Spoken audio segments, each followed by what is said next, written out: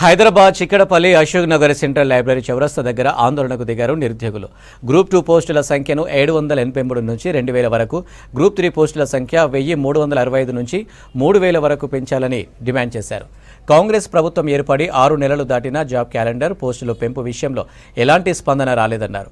రాహుల్ గాంధీ వెంటనే youth డిక్లరేషన్ను ప్రకటించాలన్నారు. Mega డిఎస్సిని ప్రకటించాలని demand చేశారు నిరుద్యోగులు.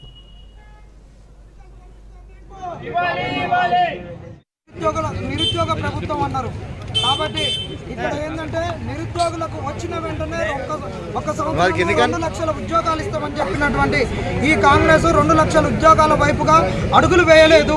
2 లక్షల ఉద్యోగాలను తుంగలో తొక్కి పాత నోటిఫికేషన్స్, పాత గవర్నమెంట్ ఇచ్చినటువంటి నోటిఫికేషన్లకే పరీక్షలు పెట్టడానికి ఒడిగట్టింది. అదే ప్రభుత్వము ఇచ్చినటువంటి నోటిఫికేషన్లకు ఉద్యోగాలకు పరీక్షలు రాయాలనుకుంటే గత సంవత్సరమే పోయేటటువంటి వాళ్ళము.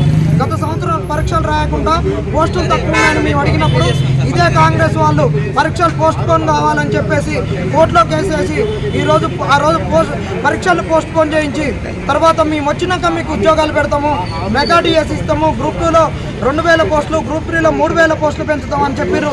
గతంలో బట్టి విక్రమార్క గారు పోర్ లీడర్ ఉన్నప్పుడు గ్రూప్ 1లో 1:100 ఇస్తా అని చెప్పిండు. మరి వీటి వైపు ఇప్పుడు మాకు 2 లక్షల ఉద్యోగాలు కాదు, రేవంత్ రెడ్డి గారు సీఎం గారు మీకు దండం పెట్టి చెప్తున్నాం, 2 లక్షల ఉద్యోగాలు కాదు, ఇప్పుడు గ్రూప్ 2లో 2000 ఉద్యోగాలు, గ్రూప్ 3లో 3000 ఉద్యోగాలు, గ్రూప్ 1 ప్రిలిమ్స్ లో 1:100 మెగా డిఎస్సి ఇవే కావాలి. ఇప్పటికి 3వ ఎగ్జామ్ రాసేటువంటి పరిస్థితి మాకు వచ్చింది. ఇన్నాళ్లకు కూడా వయసు అయిపోయేటువంటి అభ్యర్థులకు మీరు ఎందుకు అర్హత సాధించే విధంగా అవకాశం ఇవ్వట్లేదని ప్రశ్నిస్తా ఉన్నాం. గ్రూప్ 2, గ్రూప్ 3లో 2000, 3000 పోస్టులు పెంచి నేను అధికారంలోకి రాగానే పోస్టులు పెంచుతామని చెప్పిన మీ మాటలు ఏడవైనాయి.